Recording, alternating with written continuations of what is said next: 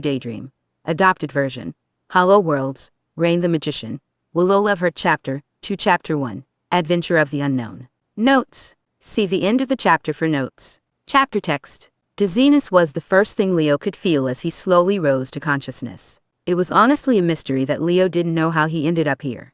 The last thing he remembered was being home with his older brother Donnie, asking to cuddle with him even after Donnie had said no.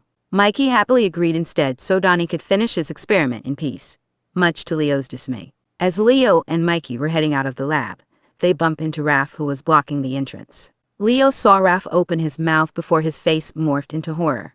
Raph began to shout, "Oh, Shell." Donnie, before a white light consumed Leo's vision. Then there was darkness. Leo finally starts to stir awake. He tries to move, which he realized was a big mistake. He couldn't move without a burning pain spreading through his body and leaving him in agony. He couldn't stop the quiet whine that had escaped his lips. To his surprise, someone heard him. He was startled and scared. He thought that he was in danger until his back was pressed lightly into a soft plastron. At first, he wasn't quite sure who it was, until he heard a familiar rumbling sound, followed by a soft "SHH, my spirit. Your big brother's right here. You're safe." As soon as he realized it was his older brother, Mikey, he relaxed. To be honest, he didn't even realize that he was trembling until now. To Leo, Mikey was always the most comforting out of his brothers. It helped him, in times like this, to rely on Mikey when he needed emotional or mental help. Leo slowly curled up his big brother's arms, burying his face in Mikey's plastron as he was gently hugged. His voice shook when he asked, "Where's Don and Rafi?" Leo received a caring but fast kiss on his forehead.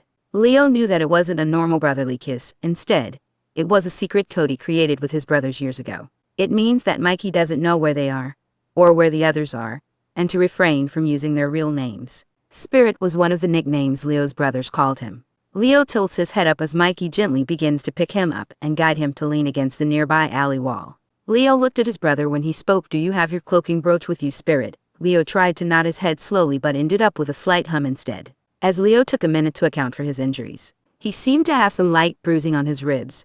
His left wrist was fractured. He had small bruises on his legs. His left shoulder is dislocated, and his right wrist is swollen. He can still move it, so it was probably sprained at best. That explains why his whole body hurts so much. Mikey smiled sweetly at Leo. "Good. Can you turn it on for me?" It took a few minutes for Leo to collect himself before he finally moved his arm to do as he was told. Slowly his body morphed into his human disguise. In Leo's opinion, he always thought he looked pretty with his brown skin, light baby blue eyes, multiple vitiligo splotches, and braided dirty blonde hair with purple and blue highlights. When he looked up, he saw that Mikey had transformed as well.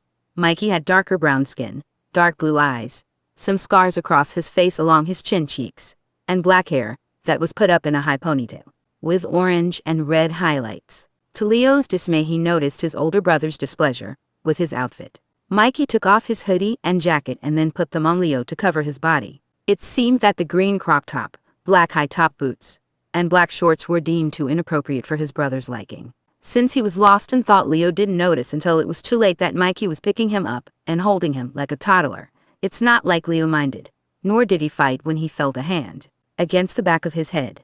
The hand pushed down gently in an attempt to get the smaller to lay their head down. Leo tried to fight back at that moment before giving in, when his older brother started to make a soft, calming humming sound that made him relax. Mikey completely pushed his head down into the crook of the taller one's neck. Mikey softly whispers to him, "SHHH, everything is all right, spirits. I'm here. It's okay. We have to find where Red and Soul went." With Leo secured, Mikey started to run down the alleyway. As he runs, he suddenly gets the feeling that he's being watched. The presence, however, didn't feel threatening at all.